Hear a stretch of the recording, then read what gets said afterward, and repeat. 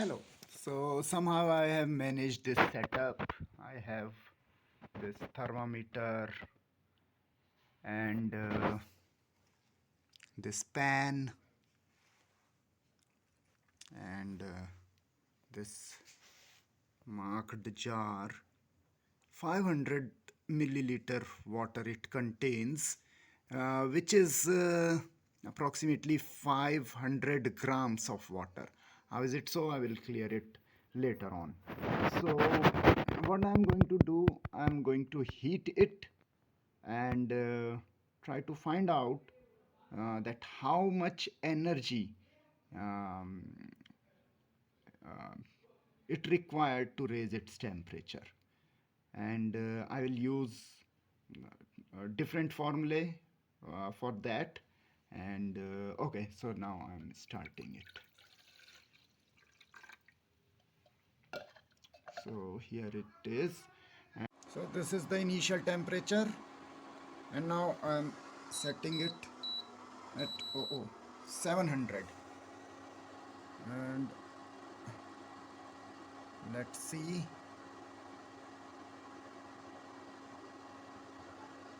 It is glowing much.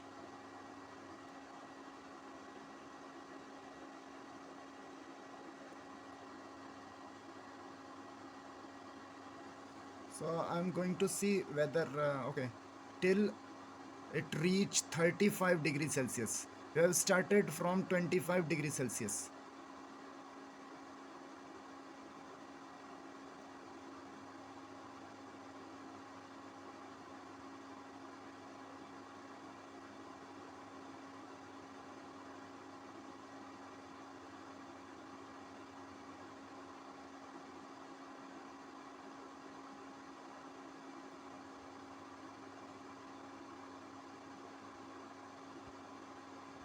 Okay.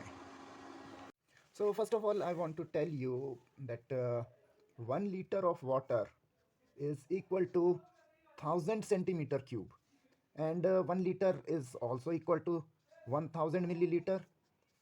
That is equal to 1000 centimeter cube. It means 1 centimeter cube is equal to 1 milliliter. And also, approximately the density of water. Why I'm using the term approximately? Because density changes with temperature, and for water it is, for pure water it is at 4 degrees Celsius it is maximum, and 1 gram per centimeter cube its value is. So for other purpose it is slightly less than that, but um, considering it 1 gram per centimeter cube. So we can say in 1 centimeter cube, if we have 1 centimeter cube of water, it means we have 1 gram of water. Or if 1 milliliter of water, then we can say 1 gram of water. Actually, I'm not saying that 1 milliliter is equal to 1 gram. But if we have water of volume 1 milliliter, then its mass will be 1 gram nearly. So that is why that measuring cup has marked 500 ml of water. So that is why I said that mass of water is 500 gram. But I will use SI units, so that will be divided by 1000. So this is 0.5 kg. Specific heat capacity of water is 4.2 into 10 to the power 3 joule per kg Kelvin or Celsius, whatever. And change in temperature we have taken from 25 to 35, so it is 10 degrees Celsius. All right, I have taken change in temperature, so I can use 10 degrees Celsius as well as I can write it 10 Kelvin. Why is it so? Find it yourself. Okay, so how much heat uh, water absorbed to raise its temperature? So for that purpose we have this formula, Q equal to mc delta T. So m is 0.5, c is 4.2 into 10 to the power 3, delta T is 10. So this will be 2.1 into 10 to the power 2.1 into 10 to the power 4 joule. Okay, so first part is done. Now for the second part, I set up that induction stove at power 700 watt, and okay, it took about 1 minute. So time taken by induction stove to raise the temperature of water is around 60 seconds. If you can revise the video and just note down that time it took when I switched it on, set its particular value, and then I started to take reading. So it took about 60 seconds. But we will subtract few initial 5 to 10 seconds, because first thing, it was not uniformly heating up because of convection currents. So it took little bit time to set up the convection currents and uniform heating. So for that, if I take a plus minus 10-second error, so I will take time 50 second. So that's for sure. I'm sure for that for those 50 second, that power supplied has uniformly heated entire water. Uh, uh, so energy consumed, electrical energy delivered by the stove is power into time.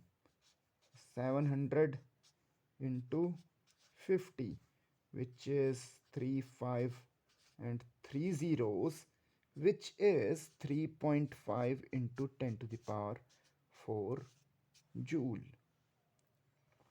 Well, some people can say that these values are not even close enough, but yeah, of course, they are still pretty close in terms of their order of magnitude. And second thing, this was the value delivered, this was the energy delivered by electrical appliance. And interestingly, this value, this value is somewhat less than this value. If okay, conversely, if it would be a greater value, let us suppose 4 or 5, then there would be a violation of energy conservation law. But here electrical energy was this much, and the energy absorbed by water was this much. So remaining energy is um, lost in some other form, heating its coil, and getting wasted elsewhere.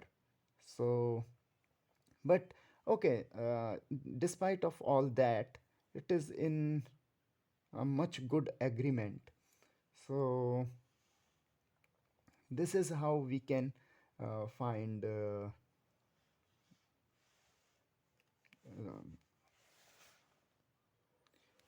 heat of a system and energy delivered to a system by which it can absorb heat. So you can yourself perform same experiment, and with the help of this formula you can calculate the energy consumption um, over a certain period of time up to which you are using that appliance.